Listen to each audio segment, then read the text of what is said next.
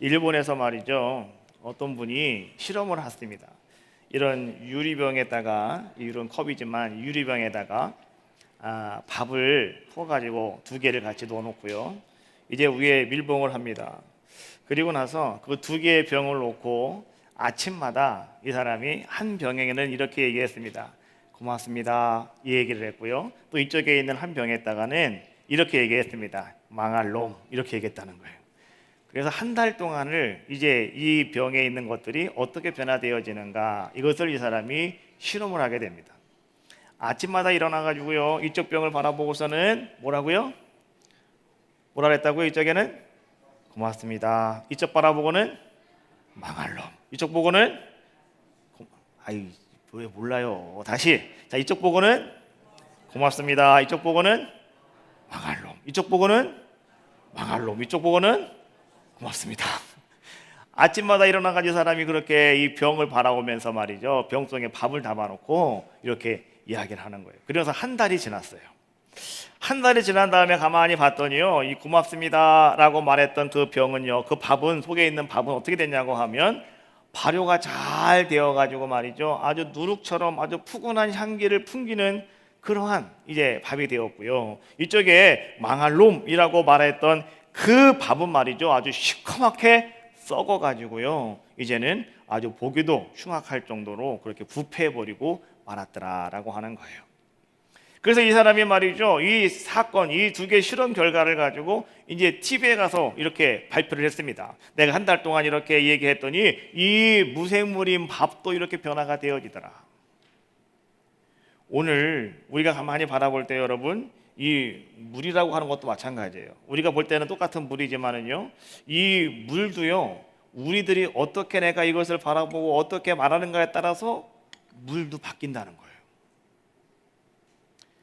사람들이 그 신문, 그 TV 기사를 보고 말이죠, 그래 나도 한번 해봐야지 하고 사람들이 다 집에서 똑같이 병 두 개에다가 말이죠, 뭔가를 담아놓고서 했더니 정말 똑같이 그렇게 한쪽은 잘 여기 이게 효소화가 잘 생기고 한쪽은 시커멓게 썩어버리는 그런 모습들이 되더라라고 하는 거예요.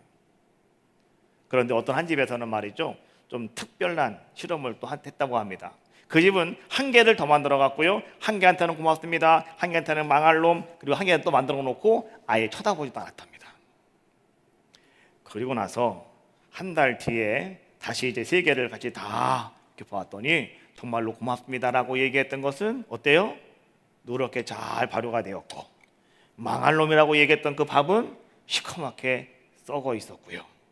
그런데요, 아예 쳐다보지도 않았던, 아예 무시해버렸던 이 하나의 병에는요, 어떤 일이 생겼냐고 하면 이 망할 놈이라고 말했던 그 밥보다 더 많이 썩어 있더라는 거예요. 더 심하게 부패되어져 있더라라고 하는 거예요. 그래서 그 사람은 이렇게 얘기하더라고요. 우리가 누군가에게 망할 놈이라고 말하는 것보다 무시당할 때 사람들은 더 많이 상처를 입는다. 사람들은 더 많이 아파하고 사람들은 더 힘든 시간을 가질 수밖에 없더라라고 하는 거예요. 자, 여러분, 우리는 말이죠, 세상을 살다가 보면 사람들에게 이런저런 욕을 먹을 때도 있고 때로는 우리가 무시를 당할 때도 있어요. 그러다 보니까 그것이 우리 마음속에 큰 상처가 되어가지고 우리 마음속에 딱 자리 잡고 있을 때가 너무나 많더라라고 하는 거예요. 여러분, 이러한 것들이 내 마음 여기저기서 하나하나 뭉쳐 있다가 보면 여러분, 그것이 뭐가 되는지 아십니까? 병이 되는 거예요. 원한이 사무치면 병이 되는 겁니다. 그렇지 않습니까? 그래서 우리는요, 내 마음속에 있는 모든 원한을 다 풀어버려야 되겠는데, 내 마음속에 있는 모든 것들을, 상처를 여러분 다 끄집어내야 되겠는데, 자, 그것을 풀을 수 있는 방법, 그것을 다 끄집어낼 수 있는 방법이 무엇이냐? 그거는요, 다른 게 아니고 감사합니다, 고맙습니다 라고 하는 마음을 여러분들이 갖는다는 거란 거예요. 여러분들이 한번 오늘부터 말이죠, 여러분 속에 뭔가 상처가 있다고 한다면 그냥 계시지 말고 여러분들이 한번 해보세요. 감사합니다, 고맙습니다 라고 하는 마음을 여러분들이 계속해서 한번 가져보시라는 거예요. 그리하면 오늘 여러분들의 모든 병, 고질병이 깨끗하게 고침받는 귀한 역사가 여러분들 가운데 임할 줄로 믿습니다. 중요한 것은 뭐냐고 하면 우리의 마음이라는 거예요. 오늘 내가 어떤 마음을 가지고 있는가라고 하는 거죠. 그래서 우리가 이렇게 물을 마실 때도 말이죠, 여러분들이 감사한 마음을 가지고 물을 마시는 것과 짜증을 내면서 물을 마시는 것과는요 전혀 다르더라라고 하는 거예요.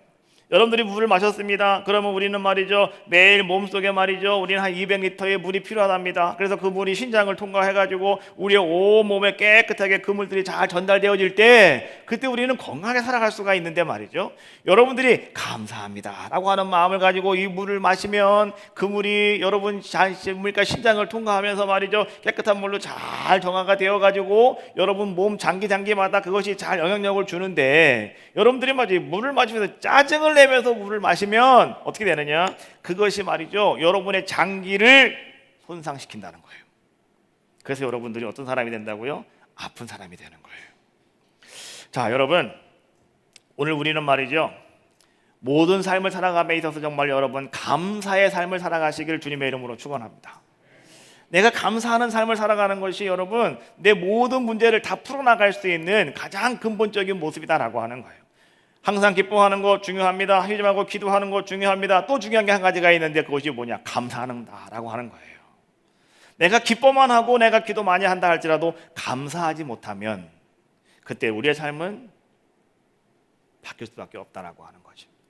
어제 우리 SBS에서 말이죠, 이제 그 뉴스 시간에 한 가지 나온 게 있는데 뭐냐고 하면 감사하는 마음이 뇌도 삶도 변화시킨다, 이런 이 리포트가 한번 나온 게 있어요. 그래서 제가 어제 그걸 보면서 야, 이거 오늘 한번 같이 봐야 되겠다. 제가 한번 감사에 대한 주제이기 때문에 자, 한번 같이 볼까요? 자, 여러분 한 2분 정도 나오는데요. 한번 어제 보신 분도 혹 계실 겁니다. 그러나 보신 분은 다시 한번 보시고 안 보신 분은 한번 같이 한번 보겠습니다. 자, 보겠습니다.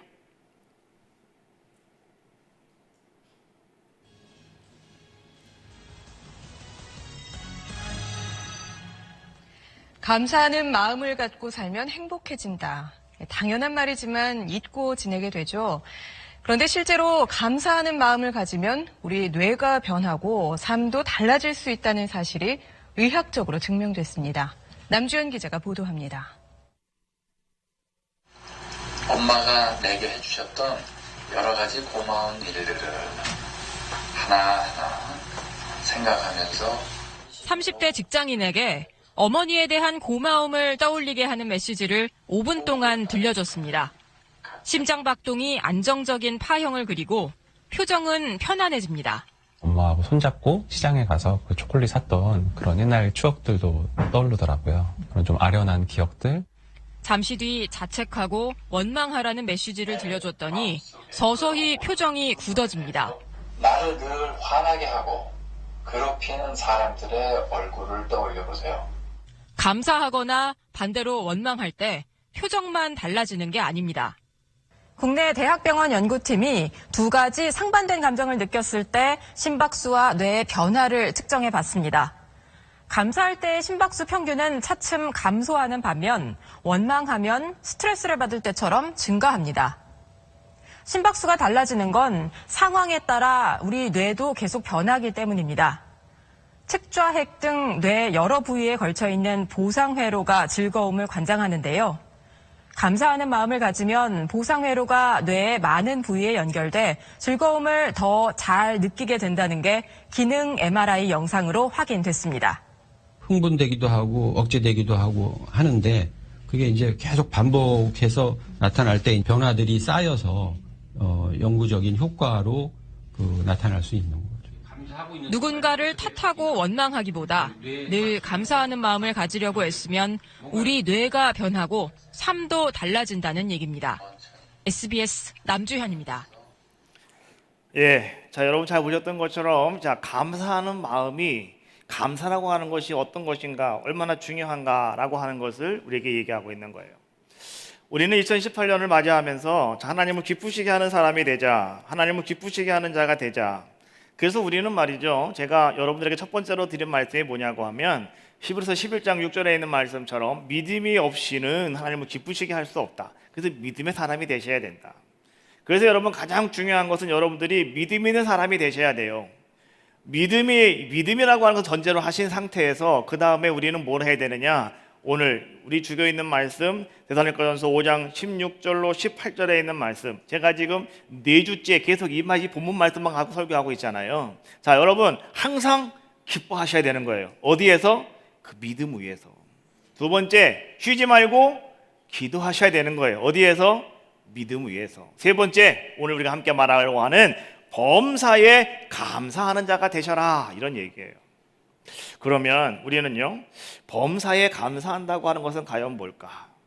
우리의 뇌가 변하고 삶이 변하는 이 감사라고 하는 것은 과연 어떤 것일까? 우리 이것을 한번 이 시간에 한번 나눠보자라고 하는 거예요. 뭔가 나에게 좋은 일이 있으면 감사합니다. 누군가 나에게 맛있는 걸 사주면 감사합니다. 여러분, 이게 감사가 아니라는 거예요. 우리는 생각할 때 범사에 감사하세요 그러니까 그냥 무슨 일이든 간에 그냥 감사합니다, 감사합니다 라고 하면 그것이 범사에 감사하는 것이 아닐까 생각한단 말이죠. 근데 성경이 우리에게 말하고 있는 범사에 감사하라고 하는 말씀은 과연 무슨 의미일까? 우리는 그것을 한번 같이 나누어 보자라고 하는 거예요. 오늘 제가 말씀을 시작하면서 처음에 히브리서 11장 6절에 있는 말씀을 읽어드리고요, 그 다음에 믿음으로 모세는 이라고 하는 모세에 관한 이야기를 히브리서에 있는 말씀을 여러분께 읽어드렸어요. 여러분, 모세라고 하는 사람은 어떤 사람이었을까? 모세는요, 참 불행한 시대에 태어난 사람이 모세였다 라고 이렇게 우리가 말할 수가 있죠. 야곱이 애굽에 아들들과 함께 들어갔습니다. 그때 들어간 사람이 몇 사람이었느냐? 70명이 들어갔다라고 성경은 말씀해 주고 있어요. 그런데 그 70명이 애굽 땅에 들어갔는데 하나님께서는요, 이스라엘 자손에게 복을 주셨다라고 말씀해 주고 계셔요. 여기서 이스라엘 자손은 누굴 말하는 겁니까? 야곱을 얘기하는 거예요. 야곱의 아들들에게 하나님께서는 복을 주셨다. 자, 성경이 이렇게 말씀해 주고 있습니다. 출애굽기 1장 7절에 있는 말씀인데요, 같이 읽어봐요. 시작. 이스라엘 자손은 생육하고 불어나 번성하고 매우 강하여 온 땅에 가득하게 되었더라. 자, 1장 7절 말씀해 보니까 이스라엘 자손은 생육하였다, 두 번째 번성하였다, 세 번째 온 땅에 가득하게 되었더라, 이런 말씀이 나와요.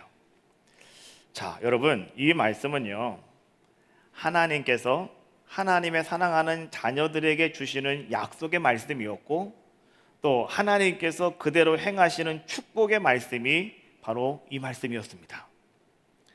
보실까요?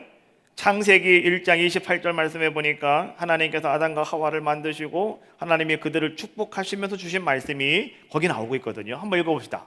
하나님이 그들에게 복을 주시며 하나님이 그들에게 이르시되, 시작. 생육하고 번성하여 땅에 충만하라.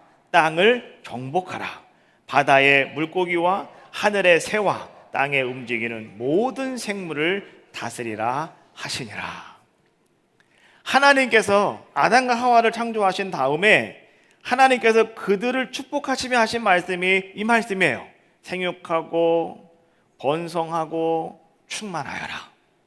그런데 말이죠, 그 말씀이 지금 어디서 이루어지고 있냐고 하면 야곱에게 그 말씀이 지금 이루어지고 있다라고 하는 것을 성경이 우리에게 말씀해 주고 계시더라라고 하는 거예요.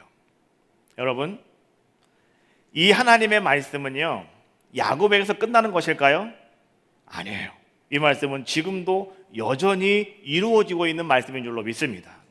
오늘 하나님이 여러분들에게 하시는 말씀이에요. 내가 너에게 복을 주겠다. 너는 번성하여라. 나는 땅에 충만하여라. 그리고 너는 땅을 정복하여라. 온 땅에 충만하여라. 하나님께서 오늘 우리에게 주시는 말씀이라는 거예요. 그래서 오늘 여러분들이 말이죠, 내가 하나님의 자녀라면, 내가 하나님의 아들, 딸들이라면 오늘 여러분들은요, 그 말씀이 나의 삶 속에 이루어짐을 우리는 분명히 아셔야 되는 거예요. 옛날의 이야기가 아니고 하나님 말씀은 살아있다고 그러잖아요. 그 말씀은 지금도 그렇게 역사하고 계시더라라고 하는 거예요. 그래서 우리가 하나님의 자녀가 되었다고 한다면 우리는요, 그 말씀대로 생육하게 되고 번성하게 되고 잘 되게 돼 있는 거예요. 우리는 뭐든지 다 형통하게 되는 그런 삶을 살아가게 되더라라고 하는 거예요. 그런데 세상에는 말이죠, 하나님의 자녀들이 잘 되는 것을 무척이나 시기하는 자가 있어요. 그게 누군지 아십니까? 성경은 이렇게 말씀해 주고 있어요. 세상의 영들이다라고 이렇게 이야기해요. 우리는 하나님의 영을 받은 사람들이고요. 세상의 영들이라고 하는 것은 여러분들 잘 알고 있는 마귀 사탄을 이야기하는 거예요. 세상 사람들이에요. 하나님의 영을 받지 못한 사람들을 이야기하고 있죠. 자, 이 사탄과 마귀는 말이죠, 여러분들이 잘 되는 것을 무척이나 시기하고 여러분들 잘 되는 것을 무척이나 배합하는 존재가 누구냐? 바로 사탄과 마귀더라라고 하는 거예요. 애굽 땅에서 이스라엘 백성들이 말이죠, 야곱의 아들 딸들이 말이죠, 이렇게 번창해 가고 온 땅에 충만해져 가고 있을 때에 그것을 말이죠 바라보고 있던 한 사람이 있었더니 그가 누구였느냐? 애굽의 왕이었더라라고 하는 거예요. 애굽의 왕이 이스라엘 백성들을 가만히 바라봤더니, 야곱의 아들들을 가만히 바라봤더니 이거 큰일 나겠어요. 이대로 있다가는 쟤들 중에서 왕이 나올 것 같고, 그러면 이 나라가 다 저 손에 다 들어갈 것 같아요. 그래가지고 이 애굽의 왕이 어떻게 합니까? 야곱의 아들들을 박대하고 학대하기를 시작합니다. 그리고 그들에게 더 고된 노역을 시키기 시작합니다. 그래서 성경은 이렇게 말씀해주고 있어요. 출애굽기 1장 12절 말씀해 보니까, 자, 그들이 이스라엘 백성들이 말이죠, 학대를 받습니다. 더 열심히 더 많은 일을 하게 만듭니다. 그런데 놀라운 것은 이렇게 말씀해주고 있어요. 그러나 학대를 받을수록 더욱 번성하여 퍼져나가니 애굽 사람이 이스라엘 자손으로 말미암아 근심하여라고 말씀해주고 있어요. 여러분, 하나님의 사람들은요, 하나님이 책임져 주시는 모든 사람들은요, 여러분 지금 나의 삶 속에 무슨 어려움이 있고 힘듦이 있고 좌절이 있다고 해서 여러분들이 그냥 그 자리에 주저앉을 필요가 절대 없다는 겁니다. 왜 그런지 알아요? 여러분들이 학대를 받으면 받을수록 하나님이 여러분들과 함께 하시기 때문에 우린 점점점 더 번창하게 되고 더 퍼져나가는 귀한 자들의 모습이 되어지는 것이고요. 여러분들을 세상 사람들은 여러분들 때문에 염려하게 되고 근심하게 되어지는 그러한 모습이 되더라라고 하는 거예요. 그래서 어떻게 하든지 간에 여러분들의 그 발걸음을 막으려고 하고 여러분들 잘 되는 것을 자꾸 방해하려고 애쓰는 것이 바로 세상의 영들이더라라고 하는 거예요. 세상의 영들로 대표적으로 이렇게 이야기해주고 있는 바로라고 하는 이 애굽의 왕의 말이죠, 그런 모습들을 가만히 바라보면서 가만히 있을 수가 없었죠. 그래서 어떻게 합니까? 이제는 애굽의 왕이 급기야는요 아주 엄청난 명령을 내립니다. 자, 그 명령이 뭔지 볼까요? 출애굽기 1장 15절로 16절에 있는 말씀입니다. 같이 한번 읽어봅시다. 시작!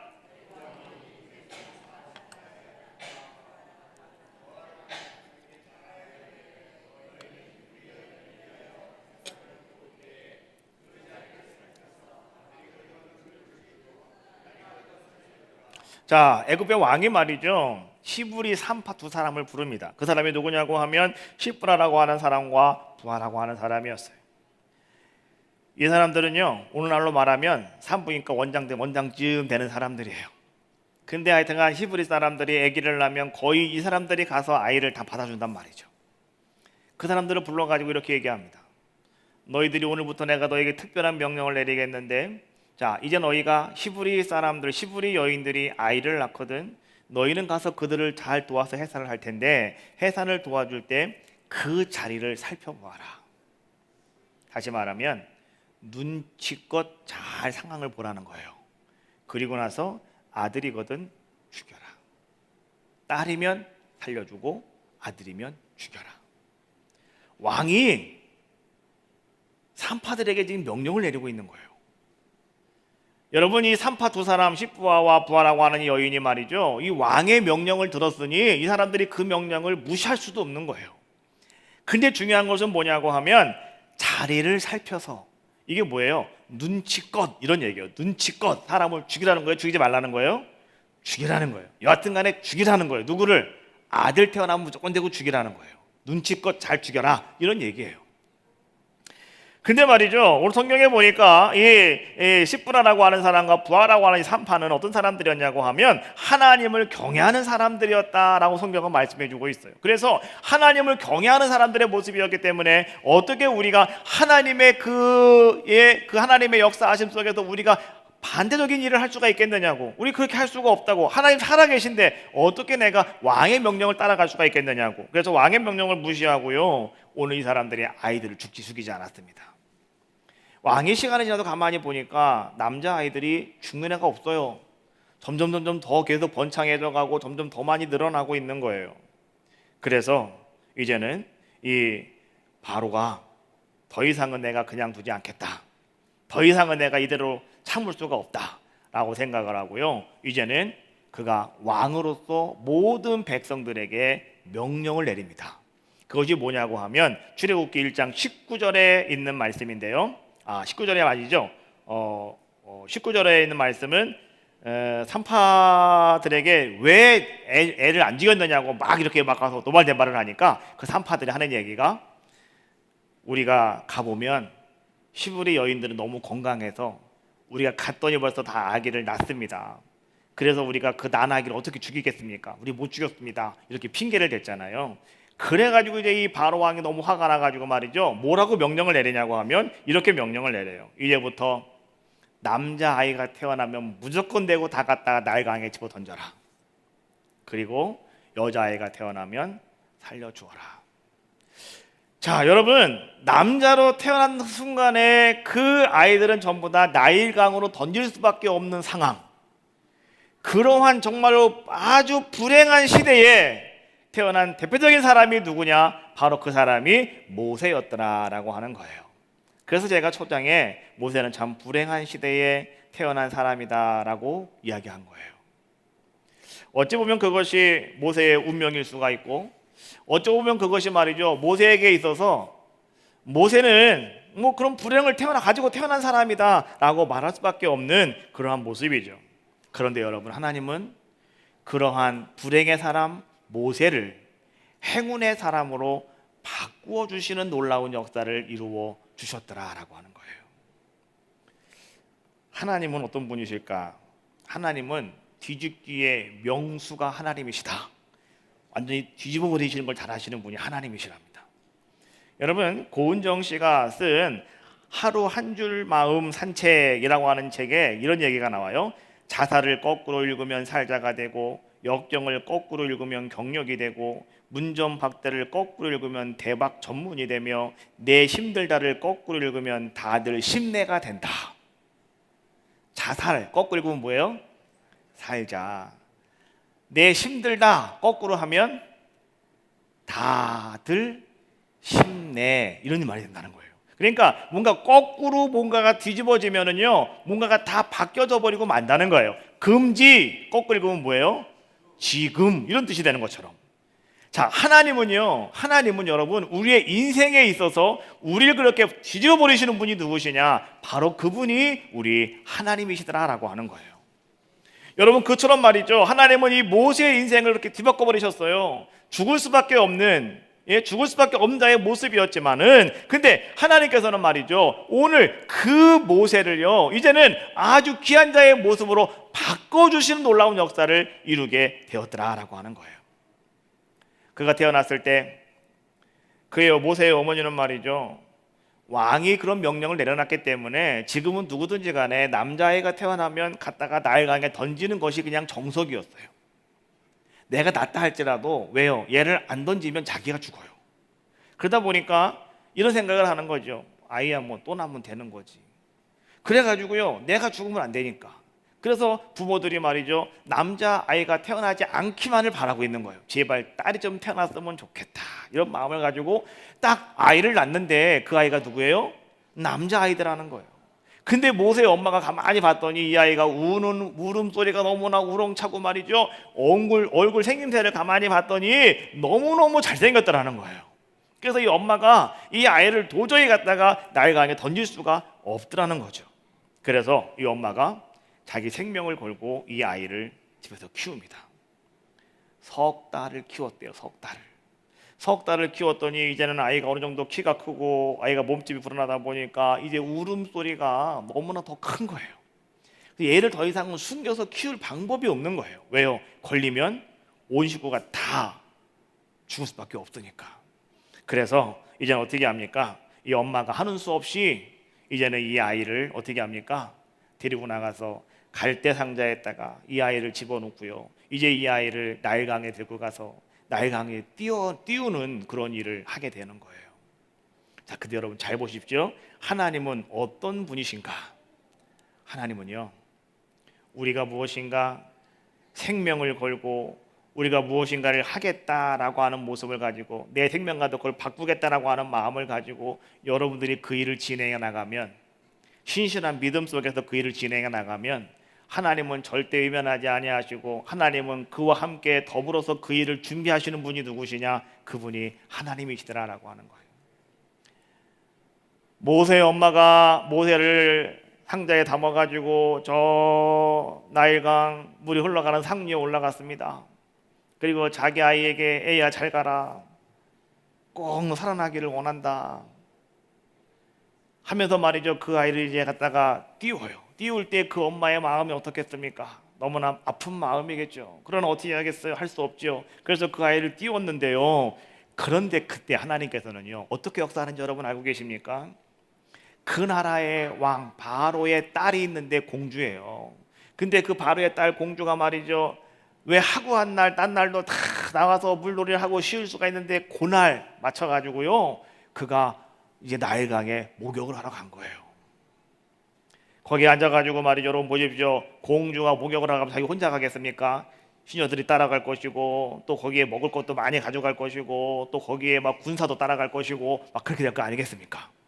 근데 말이죠, 오늘 바로의 공주가 말이죠, 이 공주가 거기 앉아가지고 목욕을 하다가 물놀이를 하다가 잠깐 밖에 나와가지고 말이죠, 이제 가만히 앉아 있는데 뭔가 과일도 맛있게 막 먹겠죠. 먹다가 이렇게 봤더니 저기 뭐가 둥둥둥둥 떠내려가더라는 거예요. 공주가 뭐가 부족한 게 있겠습니까? 저거 떠내려가면 아이고 뭐나 떠내려가는가 보다라고 생각하고 그냥 닫아버리면 그만인데요, 하나님께서 그 공주의 생각 속에 하나님이 발동을 거셨어요. 저게 뭐지? 저게 뭘까? 궁금증을 생기게 하셨고, 그래서 공주가 어떻게 합니까? 얘들아 저거 좀 뭔가 갖고 와봐라. 그래서 가서 시녀들이 가서 그걸 건져왔어요. 건져와서 뚜껑을 딱 열어봤더니 뭐가 있어요? 아이가 거기 있더라는 거, 남자애 거기 있더라는 거예요. 공주는 알아요 몰라요? 얘가 누군지 알지요. 당연히 얘는 히브리 애구나. 그쵸? 왜요? 히브리 애들만 나일강에 떠내려가지 애굽 애가 떠내려가겠습니까?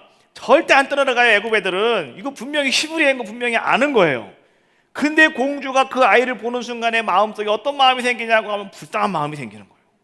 궁일한 마음이 생기는 거예요. 그래가지고 말이죠, 공주가 어떻게 합니까? 그 아이를 자기 아들로 데리고 가는 거예요. 여러분, 그 당시에 바로가 명령을 내렸습니다. 누구든지 히브리 남자 아이는 다 죽여야 된다. 다 물에 빠뜨려 버려야 되겠고 그 나일강에 흘러가라는 아이들을 누구나 건지면 돼야 안 돼요? 안 되죠. 이건 왕의 명령이라고요. 만약에 그때 말이죠, 보세요, 바로의 왕자가 놀다가 그것을 건져왔다면 그 왕자가 그 아이를 들고 갔을까요? 아마 그 남자아이는요, 왕자라고 한다면 이거 뭐야? 아 이거 히브리애네, 갖다 버려. 그리고 그냥 갔을 겁니다, 집으로. 근데 그 바로의 딸을 하나님은 거기에 딱 대기시켜 놓다 보니까 그 딸 여자의 마음으로 그 아이를 바라봤더니 불쌍한 마음이 생기고 그래서 그 아이를 데리고 갔단 말이죠. 근데 그 아버지 바로가 얘가 히브리애인지 알아요 몰라요? 알죠. 강에서 건졌다고 그랬으니까. 이름 자체가 모세니까 그 모세 이름이 뭐예요? 강에서 건짐받았다 이 뜻이잖아요. 예? 얘는 강에서 건져오네. 그래갖고 이름이 모세라고요. 그러니까 아버지가 분명히 이 모세가 히브리 사람인 거 알아요 몰라요? 분명히 안다는 거예요. 근데 아버지가요 가만히 있었어요. 왜 가만히 있는지 알아요? 딸이니까 가만히 있는 거예요. 딸이니까, 자기 딸이 갖다 키우겠다는데. 그러니까 그냥 왕도 가만히 있는 거예요. 그래가지고 말이죠, 그때부터 모세는요, 자 어떤 자의 모습이 되었느냐? 죽을 자의 인생이었지만은, 죽을 인생이었지만은, 그런데 그가 하나님께서 그의 인생을 반전시켜 주심으로 말미암아서 이제 그는 애굽의 왕궁에서 생활을 하는 왕자의 삶을 살아가는 귀한 자의 모습이 되었더라라고 하는 거예요. 여러분, 분명히 여러분 기억하세요. 모세가 나일강에서 흘러내려가다가 바로의 공주의 눈에 띄게 된 것도 하나님의 준비하심이고 예비하심이고, 바로의 공주가 그 아이를 데려다가 이거를 내 아이로 키우겠다 마음먹게 한 것도 하나님이시고요. 그리고 그가 바로의 궁으로 들어갈 수 있게 만들어 주신 것도 누구냐? 바로 하나님의 역사하심이었더라라고 하는 거예요. 오늘 여러분 살아가시면서 여러분 삶 속에 때로는 좋은 일도 많이 생기고 때로는 안 좋은 일도 많이 생기죠. 근데 우리는 말을 생각할 때 그럴 때가 너무나 많이 있어요. 뭔가 이것이 참 좋은 일이야 그럼 하나님의 은혜입니다 라고 생각할 때가 많이 있는데, 너무나 안 좋은 일이면 우리는 그것이 하나님의 은혜라고 생각하지 않아요. 그러면 기억하십시오. 좋은 것도 은혜고요, 나쁜 것도 은혜입니다. 할렐루야. 이런 모습이 여러분들에게 있을 때 하나님은 여러분들을 통해서 역사하시는 거예요. 좋을 때만 아멘 아멘 하시고 마음에 찔림이 있으면 인상 쓰고 그냥 이러고 계시면 안 된다는 거예요. 좋거나 싫거나 여러분들은 아멘, 하나님의 은혜입니다, 하나님의 은혜입니다 고백할 수 있는 우리들의 모습이 되어져야 한다라고 하는 거예요. 왜? 하나님은 지금도 그렇게 나를 위해서 일하고 계신 분이 하나님이시기 때문에 그렇다라고 하는 거예요. 예수님은 이렇게 말씀하셨어요. 요한복음 5장 17절 말씀해 보니까, 자, 예수님께서 그들에게 말씀하시되 내 아버지께서 이제까지 일하시니 나도 일한다 라고 주님은 그렇게 말씀하고 계시더라라고 하는 거예요. 애굽의 왕궁에 들어가서 잘 자란 모세, 이제 그가 어느덧 나이가 40살이 되었어요. 40살 되다 보니까 모세는 말이죠, 자기 스스로 이제는 자기 생각을 가만히 해보는 거예요. 야, 내가 이렇게 애굽 왕의 왕궁에 들어와서 내가 이렇게 살게 된 것은, 야, 이거 하나님의 은혜구나. 하나님 나에게 이렇게 큰 은혜와 축복을 허락해 주셨구나. 그렇다고 한다면 내가 이 하나님의 은혜를 어떻게 갚을 수가 있겠고, 내가 이 하나님 앞에 내가 어떻게 내가 이 감사를 내가 표현할 수가 있을까? 모세는 아마도 그것 때문에 많이 고민했을 겁니다. 그러다가 모세가 얻은 결론이 뭐냐고 하면, 그래, 내가 할 수 있는 것은 내 백성을 내가 구원하는 거야. 내가 히브리 민족을 내가 구원해야 돼. 이런 강한 책임감을 가지고요, 아마도 모세는 하루하루 그날과 그 시간을 아마도 기다리고 있는 자의 모습이었을 겁니다. 그래서 출애굽기 2장 11절과 12절 말씀해 보니까, 이제 모세가 장성한 후에 한 번은 자기 형제들에 나가서 한번 그 형제들을 한번 돌아보는 그런 상황을 갖게 됩니다. 자기 형제들이 너무나 열심히 고되게 일을 하는 것을 가만히 바라보고 있었는데, 어떤 애굽 사람이 말이죠, 한 시브리 사람 곧 자기 형제를 치는 것을 모세가 바라보게 됩니다. 그때에 모세가 좌우를 살펴보다가 그 애굽 사람을 쳐서 죽였습니다. 너 왜 우리 민족을 네가 힘들게 하느냐고. 그래서 모세는 말이죠, 내가 할 수 있는 것이 뭘까? 그래, 내가 할 수 있는 것은 우리 시브리 사람들을 내가 도와주는 거야. 그들을 내가 잘 행복하게 살 수 있도록 만들어주는 거야. 이런 생각을 그는 가졌기 때문에 오늘 자기 민족, 자기 동족을 치고 있는 그 애굽 사람을요, 이 사람이, 이 모세가 자기가 쳐가지고 죽여버렸단 말이에요. 그리고 모래에다가 싹 묻어버리고 말았어요. 그리고 다음날 모세는 다시 의기양양한 모습을 가지고, 야, 내가 어제 좋은 일을 했어. 내가 우리 동포들을 위해서 내가 좋은 일을 했어. 이런 마음을 가지고 다시 나가서 말이죠, 길을 또 걸어가고 있는데 이번에는요, 히브리 사람 둘이 막 싸우고 있더라는 거예요. 그래서 모세가 그들에게 말합니다. 너희들 어찌하여서 너희 형제끼리 싸우고 있느냐? 너 왜 그러느냐? 라고 얘기했더니 말이죠, 그 중에 한 사람이 모세에게 말이죠, 아주 괴상한 말을 하죠. 출애굽기 2장 14절에 있는 말씀인데 한번 같이 한번 볼까요? 시작.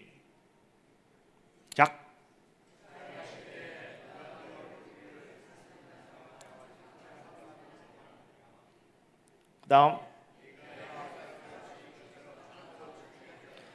예, 자, 이 사람이 말이죠, 같은 시브리 사람입니다. 그 사람이 뭐라고 얘기하냐고 하면 이렇게 얘기해요. 누가 너를 우리를 다스린 자로 삼았느냐? 언제 우리가 너를 우리 재판관으로 삼았는데, 그리고 네가 어제 애굽 사람 죽인 것처럼 왜 나도 죽이려고? 이런 얘기를 하는 거예요.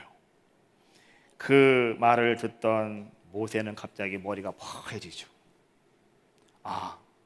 나는 그래도 하나님 나에게 이렇게 아름다운 은혜를 베풀어 주셔서 내가 뭔가를 하겠다고 하는 마음을 가지고 내가 이걸 했는데, 저 사람은 나에게 이렇게 얘기를 하네. 그것이 모세에게 마음의 상처가 됐고요. 모세는 그것을 자기가 어떻게 할 수가 없어서 모세는 어떻게 합니까? 그래, 내가 하려고 했던 모든 것들 다 접자. 다 접어버리고 모세는 미디안 광야로 도망가게 되는 거죠. 미디안 광야에 갔던 모세는요, 거기서 40년 동안 그는 양을 치면서 그는 살아갑니다. 여러분, 40년 동안 양을 치며 살아가는 모세의 모습을 한번 가만히 여러분 생각해 봅시다. 그리고 오늘 모세는 과연 어떤 생각을 가지고 살았을까 한번 우리도 한번 생각해 보자라고 하는 거예요. 모세는 아마도 그 40년의 시간 동안 너무나도 괴로운 시간을 모세는 보냈을 겁니다. 왜냐고 하면 모세는 40년이라고 하는 시간 동안 왕궁 생활이 어떤 것인가를 맛보았기 때문에, 왕궁 생활을 했던 사람이 광야 생활을 한다고 하는 것은요, 이거 별로 쉬운 게 아닙니다. 우리 같이 그냥 살다가 그냥 우리가 광야 산다고 하면 별 문제가 없겠지만은요, 왕궁에서 왕처럼 살던 사람이 광야가 산다고 하는 것은 여러분, 이거 정말 너무 힘들고 어려운 것이더라라고 하는 거죠. 그래서 아마도 모세는 그 광야에서 너무나 힘든 삶을 살아갔을 것이고 너무나도 괴로운 삶을 살아가지 않았을까. 그리고 모세는 그곳에서 말이죠, 계속해서 그때의 자기가 받은 상처들, 자기가 가지고 있던 모든 생각들, 이러한 것들을 그는 후회하면서 원망하면서 모세는 거기서 하루하루 살아가는 자의 모습이 아니었을까. 그러던 어느 날 하나님은 다시 모세에게 찾아오셨어요. 그리고 하나님께서 모세에게 이렇게 말씀하셨어요. 출애굽기 3장 10절 말씀해 보니까 이제 내가 너를 바로에게 보내어 너에게 내 백성 이스라엘 자손을 애굽에서 인도하여 내게 할 것이다. 하나님의 그 말을 모세가 들었을 때 하나님은 5번씩이나 모세에게 네가 내 백성을 구원하게 될 것이다 라고 하는 말을 들었을 때 모세는 말이죠, 다시 그 옛날의 생각들이 떠오르는 거예요. 그때의 그 아픔, 그때의 그 상처, 그때의 그 모든 괴로움, 그때의 불평, 그때의 원망, 이런 거 다시 한번 그의 마음속에 막 떠오르기 시작하는 거예요. 그래서 모세는 5번씩이나 하나님 앞에 얘기하는 거예요. 하나님 나 못해요. 하나님 나 안 돼요. 하나님 나 못 가요. 5번씩이나 모세는 그렇게 하나님 앞에 고백하는 자의 모습이었죠.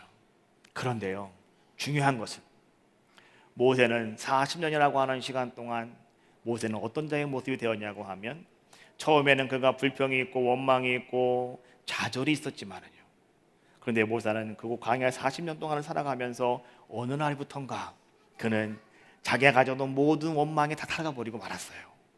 불평이 다 사라져버리고 말았어요. 그리고 하루하루 양을 보며 살아가는 것이 자기의 인생의 약이 되었어요.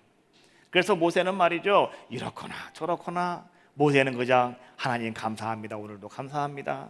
하나님 오늘도 저 양들을 보게 하시니 감사하고요. 하나님 오늘 내가 나가게 하시니 감사하고요. 뭐 이런 삶을 살아가는 모세의 모습이었더라라고 하는 거죠. 하나님은 옛날의 모든 상처가 다 사라지고 이제부터는 이것이 하나님의 뜻이라면, 이것이 하나님의 길이라면, 이것이 하나님의 계획이라면 내가 하나님 그것을 감사한 마음으로 하나님 내가 순종하겠습니다 라고 준비가 되어 있는 그 모세에게 하나님은 찾아가셔서 모세야, 내가 너로 내 민족을 구원하게 할 거야 라고 하는 말씀을 하나님은 모세에게 말씀하고 계시더라라고 하는 거예요. 전에는 모세가 말이죠, 내가 왕자로서, 내가 왕궁에 있는 사람으로서, 내가 하나님의 큰 은혜를 받은 사람의 모습으로서 내가 이 자리에 있으면서 내가 내 민족을 내가 구원해야지 라고 하는 모습으로 오늘 모세가 나갔었지만은, 그러나 지금은 모세가 어떤 자의 모습이었습니까? 이제는 나는 아무것도 내 삶 속에 있는 것이 아무것도 없어요. 하다못해 하나님께서 말이죠, 모세야 너 왜 그러는데? 모세가 이렇게 말합니다. 하나님 나는 아무것도 없어요. 나 아무것도 없어요 라고 말하잖아요. 그때 하나님이 모세에게 뭐라고 말하는지 아십니까? 모세야 내 손에 무엇이 있느냐 라고 물었어요. 근데 모세가 하는 얘기가 뭐라고 그래요? 내 손에는 지팡이밖에 없는데요. 그 지팡이는요, 모세가 40년 동안 자기 몸을 지탱하던 지팡이였고요, 40년 동안 양을 치면서 말이죠, 늑대가 나타나면 때려잡던 그 지팡이가 바로 자기 지금 모세가 잡고 있는 그 지팡이였다라고 하는 거예요. 정말로 모세는 지팡이 외에는 아무것도 없는 그런 자의 모습이었더라라고 하는 거예요. 그런데 그 모세가 말이죠, 지금 어떤 자의 모습으로 바뀌었냐고 하면, 모세는 내 손에는 지팡이밖에 없다 할지라도, 내가 할 수 있는 것이 아무것도 없다 할지라도 모세는요, 자기의 삶 속에 나는 그래도 감사합니다 라고 하는 고백이 모세의 삶 속에 드러나는 귀한 자의 모습이었더라라고 하는 거예요. 뭔가 나에게 하나님이 주셔서 내가 감사한 것이 아니라 나에게 하나님이 아무것도 주시지 않는다 할지라도, 내 것을 다 빼앗아갔다 할지라도 하나님 나는 감사합니다, 하나님 감사합니다, 이런 모습을 가지고 있는 그 모세에게 하나님은요 찾아오셔서 말씀하시는 거예요. 모세야 네가 내 민족을 구원해내야 되겠다. 그래서 모세는 그 말씀을 듣고 뭐라고 얘기합니까? 예, 하나님, 제가 이제야 하나님의 뜻대로 그 말씀을 순종하겠습니다. 내가 이제야 하나님의 뜻이라면 내가 그 길을 걸어가겠습니다. 모세는 그런 마음을 가지고요, 이제 모세가 어떻게 합니까? 하나님 말씀에 순종하며, 모세는요, 출애굽기 4장 20절 말씀에 보니까 모세가 그의 아내와 아들들을 나귀에 태우고 애굽으로 돌아가는데 모세가 하나님의 지팡이를 손에 잡았더라라고 하는 말씀이 나와요. 여러분, 모세가 손에 잡은 것은 분명 모세의 지팡이였는데 성경은 뭐라고 말씀해주고 계시냐고 하면 그것이 하나님의 지팡이였다라고 말씀하고 계시더라는 거예요. 오늘 우리는 범사에 감사하는 것이 무엇일까? 우리는 이것을 생각하는 가운데 있는데, 여러분, 범사에 감사할 수 있는 것, 여러분, 그것이 바로 오늘 모세가 하나님 말씀을 듣고 오늘 그가 자기 지팡이를 들고 애굽으로 나아가는 모습, 여러분, 이것이 바로 범사에 감사하는 자의 모습이 아닐까? 하나님은요, 범사에 감사하는 그 사람에게 하나님은 오늘도 하나님의 아름다운 지팡이를 여러분 손에 지펴 주시더라라고 하는 거예요. 그것이 우리 하나님이시고, 또 범사에 감사하는 사람들이 가져야 될 것이 바로 그러한 모습이더라라고 하는 거예요. 오늘 여러분이 손에 잡고 있는 것이 과연 무엇입니까? 그것이 때로는 여러분 아픔일 수가 있고, 때로는 그것이 기쁨일 수가 있을 거예요. 근데 여러분, 기쁨과는 상관없겠지만은 그것이 여러분 무척이나 아픔이라고 한다면 우리는 그것 때문에 자꾸 우리는 슬퍼하게 되고 힘들어할 수밖에 없어요. 그러나 여러분, 하나님은 여러분의 그 아픔을 통해서 하나님은 여러분들을 다시 붙잡아 줄 줄로 믿고요, 하나님은 여러분들에게 하나님의 지팡이가 되게 하시는 놀라운 역사를 하나님은 이루어 주실 줄로 믿습니다. 수탉이 물을 먹는 걸 가만히 바라보면서 말이죠, 인도주의자, 현실주의자 두 사람이 이렇게 얘기했다고 그래요. 인도주의자가 하는 얘기가, 저렇게 고개를 올렸다가 내렸다가 하면 무척이나 힘들 거야. 그냥 먹지 왜 저렇게 들고 내리고 그러느냐, 이런 얘기예요. 그랬더니 현실주의자가 이렇게 얘기한다라는 거예요. 목구멍이 포도청인데 다 먹고 살자면 할 수도 없는 거야. 목은 안 들면 그나마 한 방울이라도 목구멍으로 넘어가겠어? 이런 얘기 하더라는 거예요. 이상주의자와 인도주의자와 현실주의자가 하는 이야기는 그런 얘기예요. 그런데 거기에 하나님을 잘 믿는 한 성도가 그 모습을 바라보면서 이렇게 이야기했답니다. 두 분 말씀은 다 맞는 이야기입니다. 그러나 저 수탉은 한 모금 물을 마실 때마다 하늘을 쳐다보면서 하나님께 감사하고 있는 것입니다. 여러분, 그게 정답 아니겠습니까? 오늘 여러분도 마찬가지라는 거예요. 여러분 삶 속에 무슨 일이 있든지 간에 하나님, 내가 범사에 감사하는 자의 모습으로 살아가기를 원합니다, 이런 모습이 되어진다면 여러분 삶은 더욱더 풍성해질 것이고, 여러분들의 삶을 통해서 하나님은 기뻐하시는, 그리고 하나님의 영광 받아주시는 놀라운 은혜가 여러분들 가운데 임할 줄로 믿습니다. 그 큰 은혜가 여러분들과 함께 하시기를 주님의 이름으로 축원합니다.